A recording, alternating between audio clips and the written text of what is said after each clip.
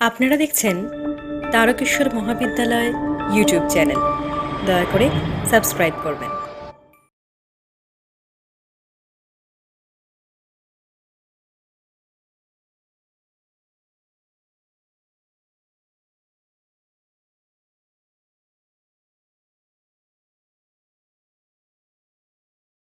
প্রিয় ছাত্রছাত্রীরা, আশা করি তোমরা সবাই খুব ভালো আছো।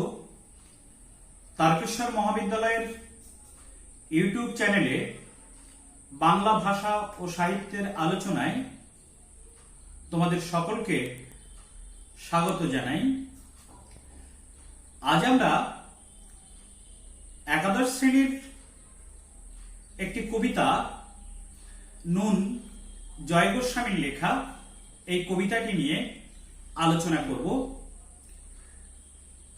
আমরা এই কবিতাটি যদি লক্ষ্য করি তাহলে দেখব কবি জয় গোস্বামীর লেখা ভূতুম ভগবান কাব্যগ্রন্থ থেকে কবিতাটি নেওয়া হয়েছে। ভূতুম ভগবান কাব্যগ্রন্থটি প্রকাশিত হয় 1988 সালে। আমরা কবিতার মূল আলোচনায় যাওয়ার আগে কবি জয় গোস্বামী সম্পর্কে দু চার কথা জেনে নিই।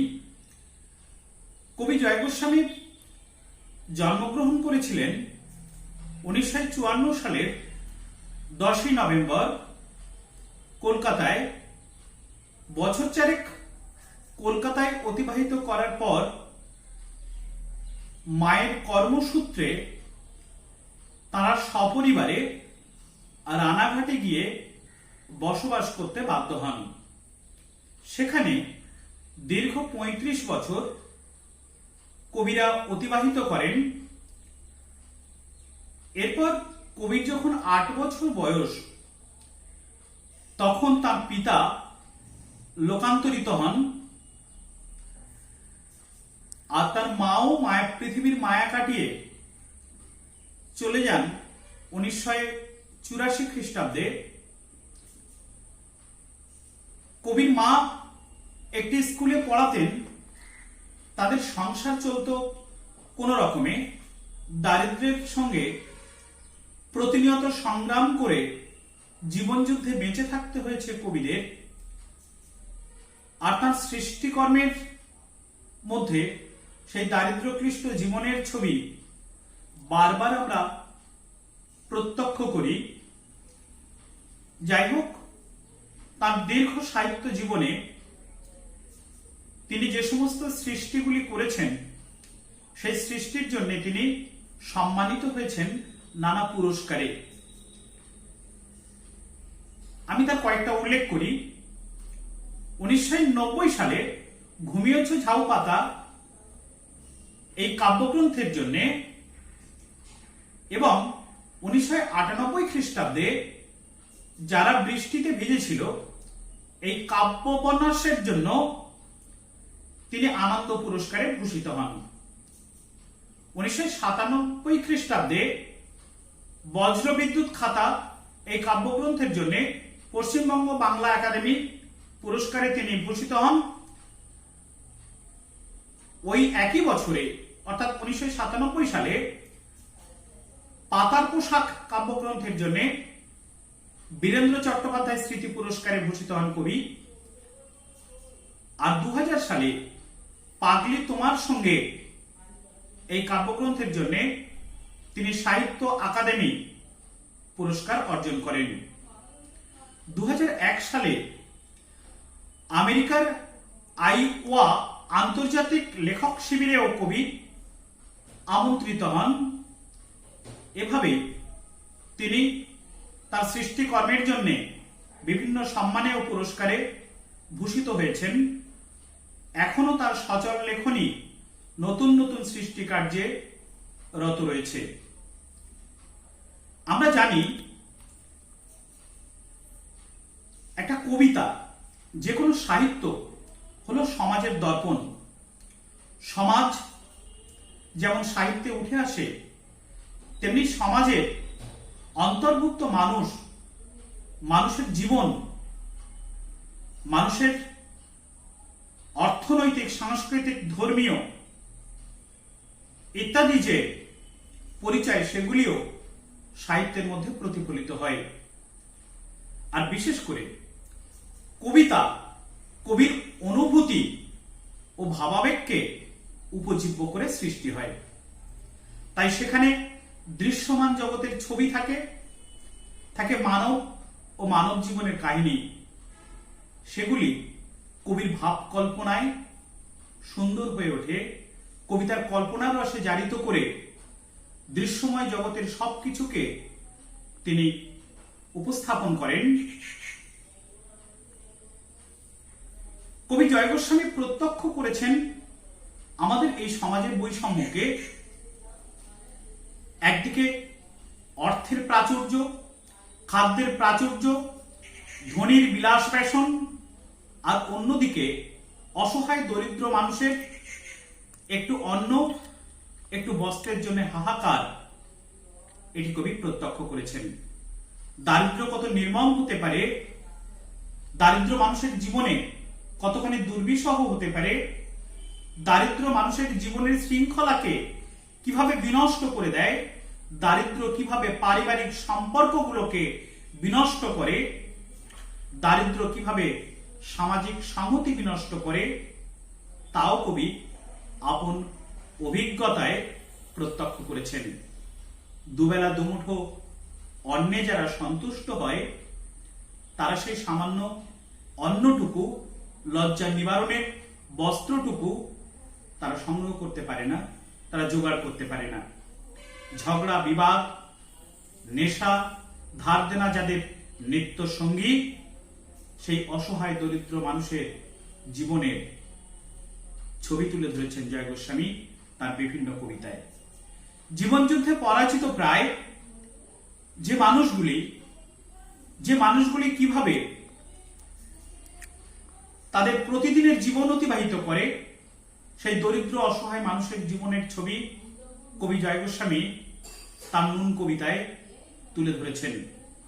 এসব আমরা তার কবিতায় কিভাবে এই অসহায় মানুষের কথা তুলে ধরেছেন তা একসঙ্গে দেখে নিই এবং শুনেও নিই। কবি জয় গোস্বামীর লেখা কবিতা নুন। আমরা তো অল্পে খুশি, কি হবে দুঃখ করে। আমাদের দিন চলে যায় সাধারণ ভাত কাপড়ে। চলে যায় দিন আমাদের অসুখে ধার দেনাতে। রাত্রিরে দু ভাই মিলে টান দিই গঞ্জিকাতে। সব দিন হয় না বাজার, হলে হয় মাত্রা ছাড়া। বাড়িতে ফেরার পথে কিনে আনি গোলাপ চারা। কিন্তু পুঁতবো কোথায়, ফুল কি হবেই তাতে? সে তো অনেক পরের কথা, টান দিই গঞ্জিকাতে। আমরা তো এতেই খুশি, বলো আর অধিক কে চায়? হেসে খেলে কষ্ট করে আমাদের দিন চলে যায়। মাঝে মাঝে চলেও না দিন, বাড়ি ফিরি দুপুর রাতে। খেতে বসে রাগ চড়ে যায়, নুন নেই ঠান্ডা ভাতে। রাগ চড়ে মাথায় আমার, আমি তার মাথায় চড়ি। বাপ বেটা দু ভাই মিলে সারা পাড়া মাথায় করি। করি তো কার তাতে কি? আমরা তো সামান্য লোক, আমাদের শুকনো ভাতে লবণের ব্যবস্থা হোক। আমরা এবার কবিতাটি লাইন ধরে ধরে আলোচনা করি। তাহলে কবির যে বক্তব্য, কবির যে ভাবনা, সেই ভাবনাই কবিতায় কিভাবে প্রতিফলিত হয়েছে তা আমরা দেখতে পাব। প্রথমে দেখব আমরা কবিতার নামকরণ করেছেন কবি নুন। এই নুন নামটির মধ্যেই একটা গভীর ব্যঞ্জনা, একটা গভীর তাৎপর্য লুকিয়ে আছে। নুন আমরা জানি যে অতি তুচ্ছাতি তুচ্ছ একটি সামগ্রী, একটি তুচ্ছাতি তুচ্ছ উপকরণ, কিন্তু তুচ্ছাতি তুচ্ছ হলেও নুন অতি প্রয়োজনীয় এবং অতি আবশ্যকীয় একটি উপাদান। যে কোনো রান্নার কাজে নুন না হলে সেই ব্যঞ্জন বিস্বাদ হয়ে যায়। ঠিক তেমনি আমরা যদি এই কবিতার যারা লক্ষ্য, এই কবিতায় কবি যাদের কথা বলেছেন, আমরা তাদের দিকে যদি তাকাই তাহলে দেখতে পাবো তিনি এই কবিতায় সমাজের যারা তুচ্ছাতি তুচ্ছ, সমাজে যারা নগণ্য, সমাজে যারা শ্রমজীবী, সমাজে যারা অবহেলিত, সমাজে যারা পীড়িত, সেই সমস্ত মানুষের জীবনকে কবি এই কবিতায় উদ্যান করেছেন। অর্থাৎ নুন যেমন তুচ্ছাতি তুচ্ছ হলেও অতি প্রয়োজনীয় একটা সামগ্রী, তেমনি যারা সমাজপতি, যারা ধনী, যারা উচ্চবিত্ত, যারা রাষ্ট্রের পরিচালক, তাদের কাছে সাধারণ মানুষ, শ্রমজীবী মানুষ অতি তুচ্ছাতি তুচ্ছ, নগণ্য হলেও সমাজের কাছে এই মানুষগুলি অতি অবশ্য প্রয়োজনীয়। সমাজের উন্নতির জন্য এই মানুষগুলি প্রকৃত কারিগরের ভূমিকা পালন করে।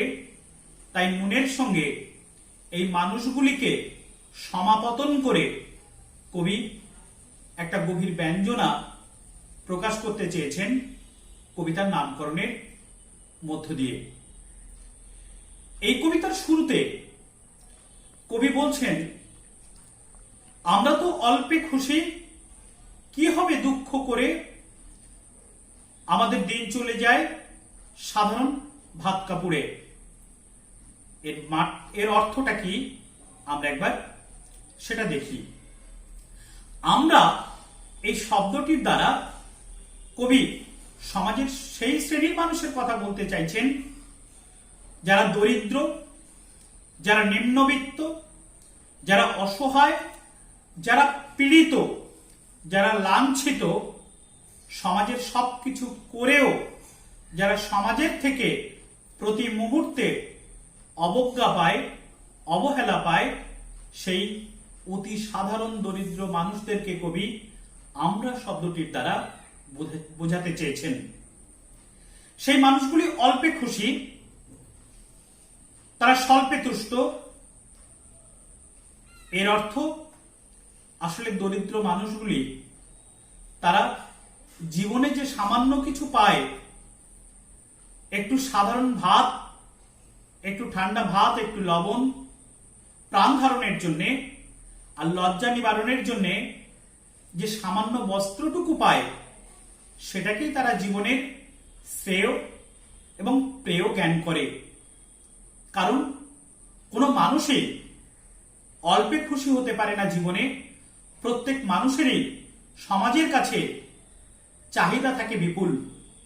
কিন্তু মানুষ যখন কোনো কিছু না পায়, মানুষ যখন সবকিছু থেকে বঞ্চিত হয়, মানুষ যখন বুঝতে পারে কোনো কিছুতে তার আর কোনো অধিকার নেই, তখন অল্পে সন্তুষ্ট হওয়া ছাড়া আর কোনো উপায় থাকে না। কবি প্রথম লাইনের শেষে বলছেন, কি হবে দুঃখ করে। এখানে কি হবে দুঃখ করে এই শব্দটির মধ্যে আমরা যদি লক্ষ্য করি, দেখবো এটা একটা কাকু বক্রোক্তি অলঙ্কারে এটি প্রয়োগ করেছেন। কি হবে দুঃখ করে এটি একটি অস্তিবাচক অংশ বা বাক্য। আসলে এই বাক্যের মধ্য দিয়ে নাবাচক মনোভাবই প্রকাশ পাচ্ছে। কণ্ঠস্বরের ভঙ্গিতে আমরা সেটা উপলব্ধি করতে পারি। অর্থাৎ সাধারণ মানুষেরা জানে সমাজের কাছে দুঃখ প্রকাশ করে কোনো লাভ নেই। কারণ দুঃখ তো তখন প্রকাশ করা সম্ভব যখন দুঃখ দূর করতে মানুষ সহানুভূতির হাতটুকু বাড়িয়ে দেয়, দুঃখ দূর করতে মানুষ পাশে এসে দাঁড়ায়, দুঃখ নিবারণের জন্য যখন মানুষ চেষ্টা করে, মানুষ সেই সহানুভূতিশীল মানুষের কাছেই দুঃখের প্রকাশ করে, দুঃখের কথা বলে। কিন্তু সাধারণ মানুষেরা, শ্রমজীবী মানুষেরা তারা উপলব্ধি করেছেন যে সমাজের কাছে, উচ্চবিত্তের কাছে, ধনীর কাছে, অর্থবানের কাছে দুঃখ করে কোনো লাভ নেই, দুঃখের কথা জানিয়েও কোনো লাভ নেই। কারণ দুঃখ দূর করতে তারা কখনো তাদের পাশে এসে দাঁড়াবে না, তাদের প্রতি সহানুভূতির হাত কখনো তারা বাড়িয়ে দেবে না। তাই এই মানুষগুলি দুঃখ নিয়ে দুঃখ বিলাস করতে চায় না।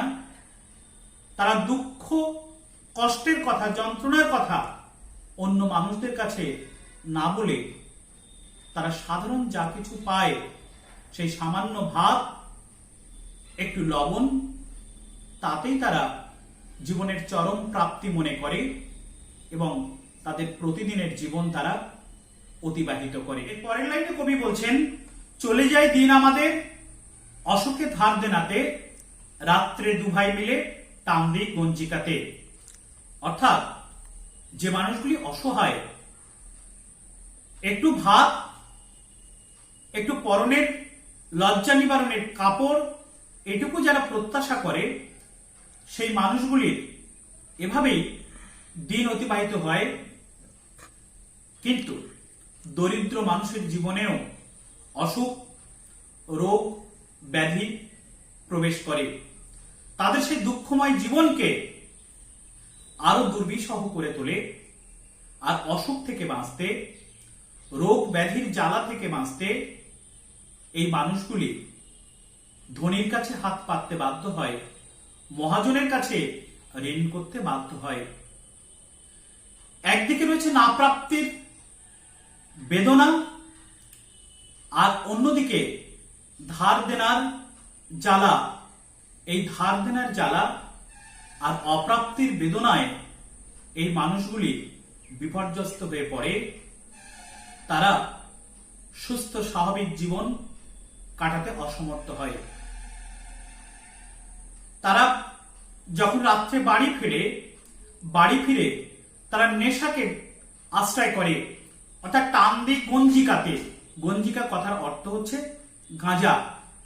অর্থাৎ এখানে গাঁজা শব্দটি গাঁজা অর্থে নয়, আসলে তারা নেশার মধ্যে ডুবে থাকে। তারা নেশার মধ্যে ডুবে গিয়ে প্রতিদিনের জীবনের যে যন্ত্রণা, প্রতিদিনের জীবনের যে জ্বালা, প্রতিদিনের জীবনের যে কষ্ট, প্রতিদিনের জীবনের যে অত্যাচার, তারা সেগুলি ভুলতে চায়। এখানে একটি শব্দ আছে, রাত্রে দুভাই মিলে টান দেই গঞ্জিকাতে। এই দু ভাই বলতে কবি কাদের বুঝিয়েছেন? এই দুই ভাই বলতে কবি তাদেরই বুঝিয়ে থাকবেন যারা দুঃখ, দারিদ্র্যে, কষ্টের মধ্যে দিন যাপন করেন। সেই শ্রমজীবী মানুষদের কথাই তিনি বলেছেন, যারা একই নৌকার যাত্রী, অর্থাৎ প্রতিদিনের দুঃখ যন্ত্রণা যাদের নিত্য সঙ্গী, সেই মানুষদের কবি দুভাই এই অভিধায় অভিহিত করতে পারেন। বা দুভাই বলতে কবি যারা সমাজের প্রতি মুহূর্তে অত্যাচারিত হয়, পীড়িত হয়, লাঞ্ছিত হয়, শোষিত হয়, দুঃখের মধ্যে দিন যাপন করে, তাদেরকে বোঝানোর জন্য কবি দুভাই শব্দটি বুঝিয়েছেন এই কবিতায়। তারপরে দুটো লাইন কবি বলছেন, সব দিন হয় না বাজার, হলে হয় মাত্রা ছাড়া, বাড়িতে ফেরার পথে কিনে আনি গোলাপ চারা। অর্থাৎ এই সাধারণ মানুষগুলি ধনী মানুষদের মতো, উচ্চবিত্ত মানুষদের মতো প্রতিদিনে বাজার করার সামর্থ্য এদের থাকে না। এদের মধ্যেও থাকে আশা, এদের মধ্যেও থাকে সুখ, স্বপ্ন, কিন্তু সেই সুখ, স্বপ্নের আশা, আকাঙ্ক্ষা তারা চরিতার্থ করতে পারে না। অর্থাৎ নিত্যদিনের নিত্য প্রয়োজনীয় জিনিস তারা জোগাড় করতে অসমর্থ হয়। তাই যদি তাদের হাতে কখনো বাড়তি দুটো পয়সা আসে, সেদিন তারা সেই পয়সা দিয়ে তাদের অচরিতার্থ সমস্ত আশা, আকাঙ্ক্ষা তারা পূরণ করতে চায়। সৈয়দ মুস্তফা আলীর ভাষায় বললে, পারলে তারা কাগের বাচ্চাও কেনে। অর্থাৎ অপ্রয়োজনীয় জিনিস, সেই অপ্রয়োজনীয় জিনিসও তারা কিনে নেয়। কিনে নিয়ে তাদের মনের যে আকাঙ্ক্ষা, সেই আকাঙ্ক্ষা তারা পরিপূরণ করতে চায়। বাড়িতে ফেরার পথে কিনে আনি গোলাপ চারা। এই মানুষগুলি হাতে একটু অতিরিক্ত পয়সা আসলে তারা তাদের সৌন্দর্য পিপাসা চরিতার্থ করার জন্যেও উদ্গ্রীব হয়ে পড়ে। গোলাপ চারা এখানে সৌন্দর্যের প্রতীক, ভালোবাসার প্রতীক। এই দরিদ্র মানুষগুলির অন্তরেও থাকে সৌন্দর্য পিপাসা, এদের অন্তরেও থাকে ভালোবাসা। কিন্তু ধনী অর্থ দিয়ে, সামর্থ্য দিয়ে তাদের আশা আকাঙ্ক্ষা, ভালোবাসা, সৌন্দর্য পিপাসা চরিতার্থ করতে পারলেও এই মানুষগুলি তাদের সেই সৌন্দর্য পিপাসা চরিতার্থ করতে পারে না। তাদের মনের মধ্যে যে অতৃপ্ত সৌন্দর্য আকাঙ্ক্ষা, তাদের মনের মধ্যে যে অসীম ভালোবাসা, অর্থের অভাবে সেই সৌন্দর্য পিপাসাও নিবারিত হয় বা তাকে চেপে রাখতে হয়। আর তাদের ভালোবাসা, তাদের হৃদয়ের মধ্যে, তাদের মনের মধ্যে তার মৃত্যু ঘটে। এভাবেই কবি গোলাপ চারার প্রসঙ্গটি এখানে উত্থাপন। গোলাপ চারা কিনে এনে যে মানুষগুলি তাদের সৌন্দর্য পিপাসা চরিতার্থ করতে চায়, তাদের সেই স্বপ্ন কি বাস্তবায়িত হয়? কবিতার পরবর্তী দু লাইনে কবি তার কথাই বলছেন। গোলাপ চারা কিনে এনেছে, কিন্তু পুঁতবো কোথায়? ফুল কি হবেই তাতে? সে অনেক পরের কথা, টান দিয়ে গঞ্জিকাতে। যে মানুষগুলির মাথা গোঁজার ঠাঁই নেই, যে মানুষগুলির বস্তাবন্দি জীবন, আজ এখানে আছে কাল কোথায় থাকবে তার কোনো ঠিক নেই, সেই মানুষগুলি যখন গোলাপ চারা কিনে আনলো তাদের সৌন্দর্য পিপাসা চরিতার্থ করার জন্যে, কিন্তু সেই গোলাপ চারা পরিচর্যা কিভাবে সম্ভব? দিন আনা দিন খাওয়া যাদের প্রতিদিনের সঙ্গী, নিত্যদিন যাদের না বেরোলে, না পরিশ্রম করলে দিন চলে না, সেই মানুষগুলি যাদের নিজস্ব বাসস্থান বলতে গেলে, স্থায়ী বাসস্থান বলতে গেলে কোনো কিছু নেই, সেই মানুষগুলি এই গোলাপ চারা কোথায় পুঁতবে? অর্থাৎ তাদের মনের সৌন্দর্য যে আকাঙ্ক্ষা, যে ভালোবাসা, তার পরিচর্যা কিভাবে করবে, তার লালন পালন কিভাবে করবে, সে বিষয়ে তারা সন্দিহান হয়ে ওঠে। অর্থাৎ তাদের সৌন্দর্য পিপাসা, সৌন্দর্য তৃষ্ণা, তাকে লালন পালন করার মতো ক্ষমতা তাদের থাকে না। আর গোলাপ চারা পুঁতলে তাতে তো ফুল হওয়া দরকার, অর্থাৎ তাদের সৌন্দর্য চরিতার্থ শেষ পর্যন্ত হবে, এটাই তো তাদের কাম্য। কিন্তু তা সে অনেক পরের কথা। অত গোলাপ চারা তারা আনলো, তাতে পরিচর্যা করলেই তবে ফুল ফুটবে, আর পরিচর্যা না করলে সেই গোলাপ চারা অচিরেই শুকিয়ে যাবে। ফুল হবে কিনা সেই ভাবনায় তারা না ভেবে, সৌন্দর্য তৃষ্ণা পরিতৃপ্ত হবে কিনা সেই ভাবনার মধ্যে বুঁদ হয়ে না থেকে সেই মানুষগুলি নেশার মধ্যে ডুবে গিয়ে টান দেই গঞ্জিকাতে। অর্থাৎ গঞ্জিকা মানে গাঁজা, আমরা বলেছি আগে। অর্থাৎ নেশার মধ্যে ডুবে গিয়ে সেই মানুষগুলি প্রতিদিনের যে দুঃখ কষ্ট, সেই দুঃখ কষ্ট ভুলতে চেয়েছেন। সৌন্দর্য তৃষ্ণা যে মিটবে না তা তারা ভালোভাবে জানে। তাদের অন্তরের ভালোবাসা অন্তরেই মারা যাবে তা তারা ভালোভাবে জানে। আর জানে বলেই এই দুঃখময় জীবন থেকে মুক্তি পেতে, সাময়িক দূরে থাকার জন্য তারা নেশাকে আশ্রয় করে তারা প্রতিদিনের জীবন অতিবাহিত করে। তারা সাময়িক শান্তি পেতে যায়। তারপরে কবি বলছেন, আমরা তো এতেই খুশি, বলো আর অধিককে চাই, হেসে খেলে কষ্ট করে আমাদের দিন চলে যায়। অর্থাৎ এই মানুষগুলি যা কিছু সামান্য পায় সেই সামান্যতেই তারা খুশি হয়। এরা অপ্রাপ্তির বেদনা নিয়ে দিন যাপন করতে চায় না, বেদনার মধ্যেও তারা আনন্দে রেশ পেতে চায়, অসুখের মধ্যেও তারা সুখ খুঁজে পেতে চায়, মন্দের মধ্যেও তারা ভালোকে অনুসন্ধান করে।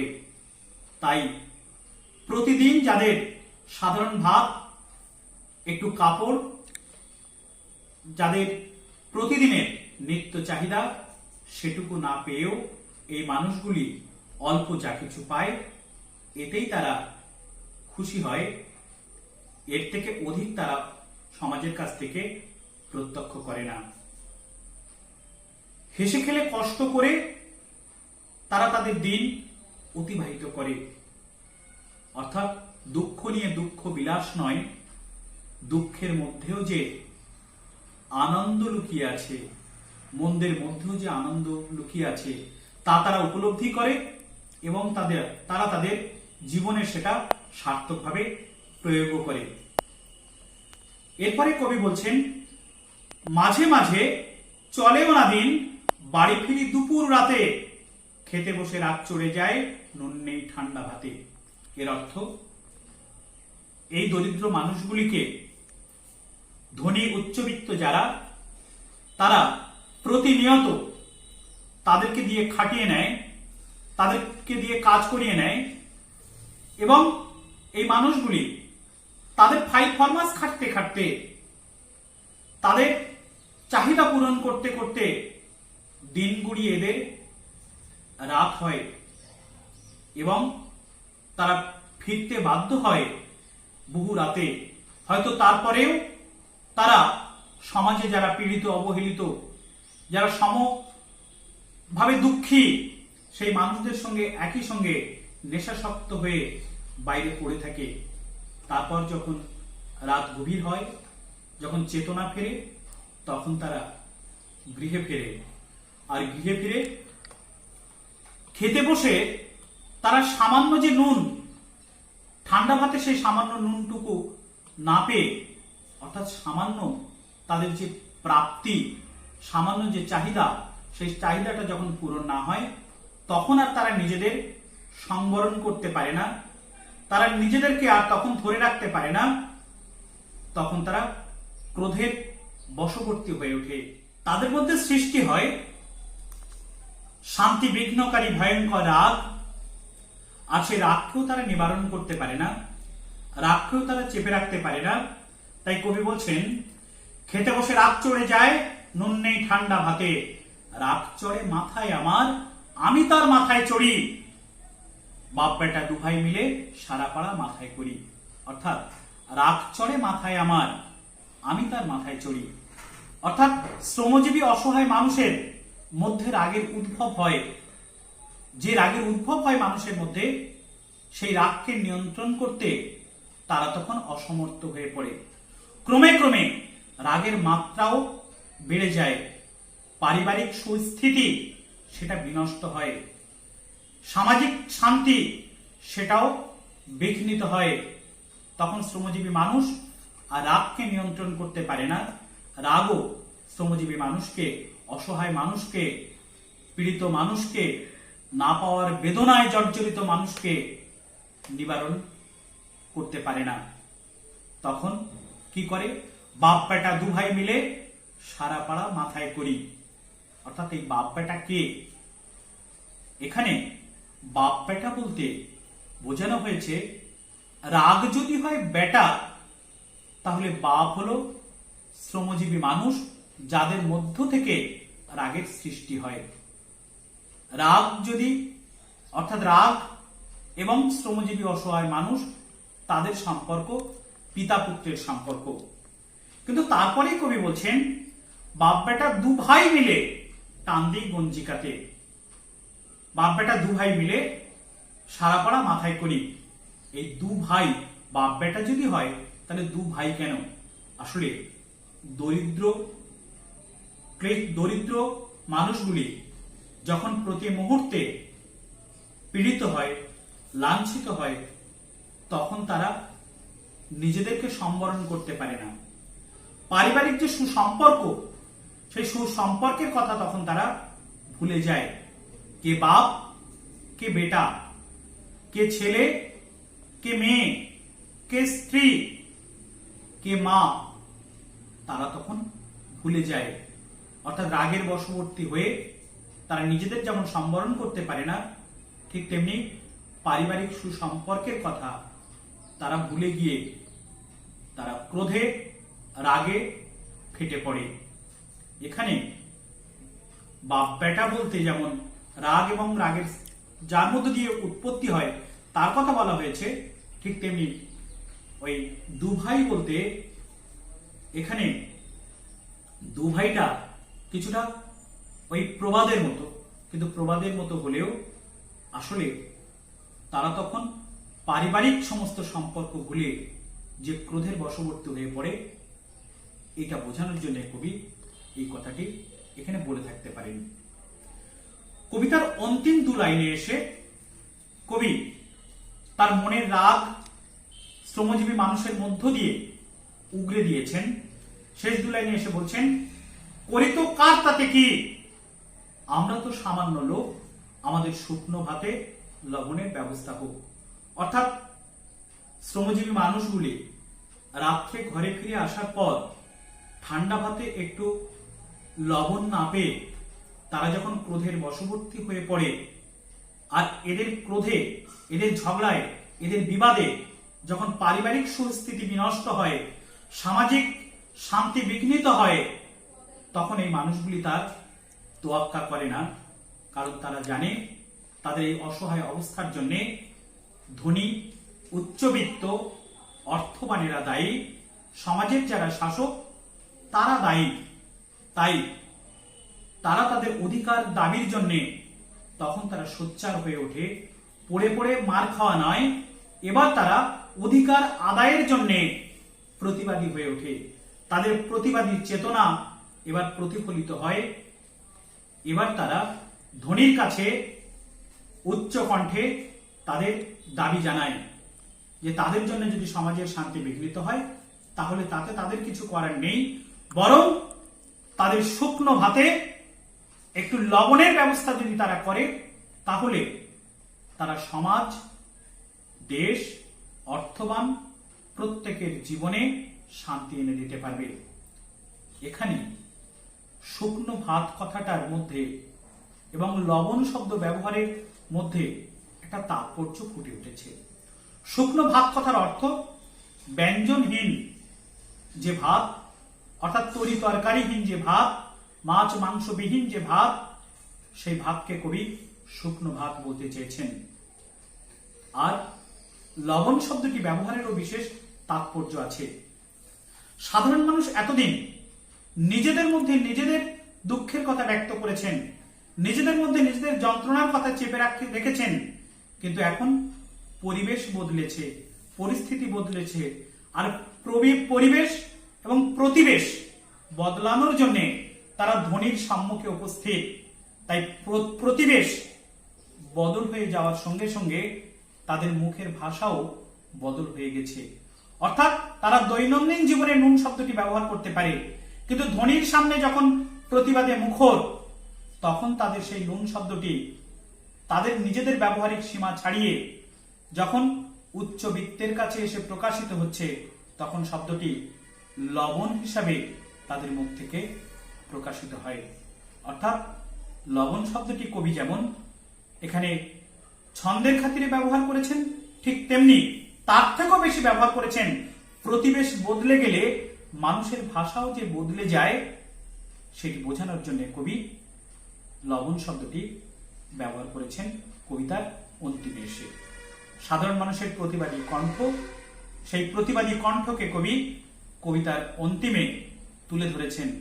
তাদের জীবনের যে স্বাভাবিক দাবি, সাধারণ দাবি, অন্ন, বস্ত্র, বাসস্থান, বেঁচে থাকতে গেলে যে মৌলিক চাহিদাগুলির প্রয়োজন, সেই মৌলিক চাহিদাগুলি কেবলমাত্র তারা চায়।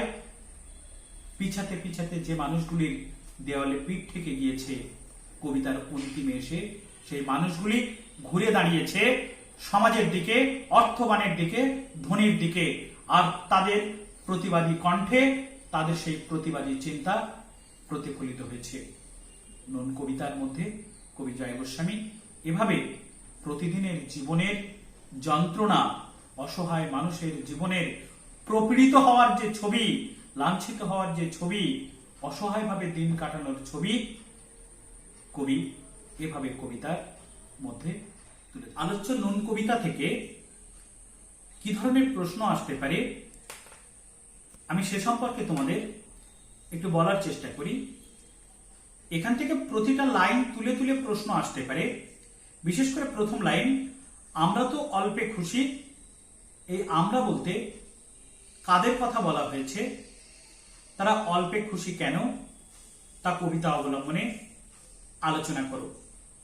কিংবা একেবারে শেষ লাইনে, রাগ চড়ে মাথায় আমার, আমি তার মাথায় চড়ি, বাপ বেটা দুভাই মিলে সারা পাড়া মাথায় করি। এখানে বাপ বেটা বলতে কাদের কথা বলা হয়েছে, তাদের দুঃখময় জীবনের যে ছবি এই কবিতায় প্রতিফলিত হয়েছে তা আলোচনা করো। 3 নম্বর প্রশ্ন হিসেবে আসতে পারে, কবিতার অন্তিমে আমাদের শুকনো ভাতে লবণের ব্যবস্থা হোক, এই দাবি কারা জানিয়েছেন, কাদের কাছে তাদের এই দাবি, যে মানুষগুলি এই দাবি জানিয়েছেন তাদের জীবনের ছবি এই কবিতায় কিভাবে প্রতিফলিত হয়েছে তা আলোচনা করো। এই 3টে বড় প্রশ্ন করলে আর তোমাদের বড় প্রশ্ন সেভাবে করার দরকার নেই। এবার প্রতিটা লাইন তুলে তুলে এমসিকিউ এবং এসএকিউ এই প্রশ্নগুলো লেখার জন্য লাইনগুলো একটু খুব ভালো করে পড়তে হবে। গঞ্জিকা কথার অর্থ কি, কিংবা কখনো কখনো গোলাপ চারা, বাড়িতে ফেরার পথে কিনে আনি গোলাপ চারা কিনে আনার মধ্য দিয়ে কবি কোন ভাবনা প্রকাশ করেছেন, এরকম কিছু এসএকিউ এবং এমসিকিউ প্রশ্ন আসতে পারে। তোমরা তার জন্য কবিতাটা খুব ভালো করে পড়ো। আর সবশেষে একটা কথা জানাই, যদি আমাদের আলোচনা থেকে তোমাদের কোনো প্রশ্ন থাকে তোমরা প্রশ্ন করতে পারো আমাদের কমেন্ট বক্সে, এবং যদি কোনো অংশ এখনো পর্যন্ত বুঝতে অসুবিধা থাকে সেটাও তোমরা কমেন্ট বক্সে লিখো, আমরা তার যথাযথ উত্তর দেওয়ার চেষ্টা করব। আর যদি কোনো গঠনমূলক পরামর্শ থাকে তাহলে তোমরা তাও করতে পারো। পরবর্তী ক্লাসগুলিতে আমরা সে বিষয়ে আরো যত্নবান হব। আর আমাদের তারকেশ্বর মহাবিদ্যালয়ের ইউটিউব চ্যানেলটি এখনো যারা সাবস্ক্রাইব করোনি তোমরা সাবস্ক্রাইব করো, কারণ এখানে যত নতুন নতুন ভিডিও আসবে তোমরা সেগুলো তাহলে সবার আগে দেখতে পারবে। আজ এই পর্যন্তই। সবাই খুব ভালো থেকো, সুস্থ থেকো, ধন্যবাদ। আমরা এবার কবিতাটিকে আরেকবার ফিরে দেখি, আমরা আরেকবার কবিতাটা শুনে নিই। আমরা তো অল্পে খুশি,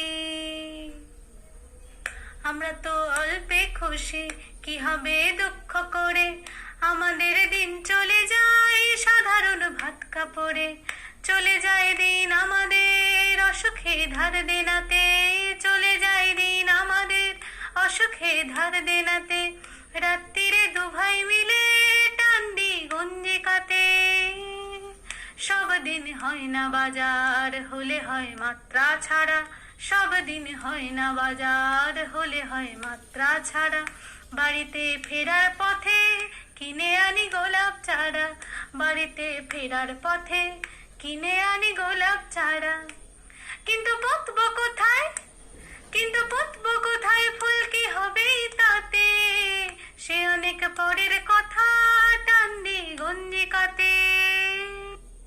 আমরা তো এতে খুশি, বলো আরো ঠিক কি চাই, হেসে খেলে কষ্ট করে আমাদের দিন চলে যায়, মাঝে মাঝে চলেও না দিন, বাড়ি ফিরি দুপুরে রাতে, মাঝে মাঝে চলেও না দিন, বাড়ি ফিরি দুপুরে রাতে, খেতে বসে রাগ চড়ে যায়, নুন নেই ঠান্ডা ভাতে, রাগ চড়ে মাথায় আমার, আমি তার মাথায় চড়ি, রাগ চড়ে মাথায় আমার, আমি তার মাথায় চড়ি, বাপ বেটা দুভাই মিলে সারা পাড়া মাথায় করি, করি তো কার তাতে কি, করি তো কার তাতে কি, আমরা তো সামান্য লোক, আমাদের শুকনো ভাতে লবণের ব্যবস্থা হোক, লবণের পানির ব্যবস্থা হোক। আমাদের আলোচনায় ছোট্ট একটা জায়গায় ভুল আছে, আমরা ভুলটা একটু সংশোধন করে নিতে চাই।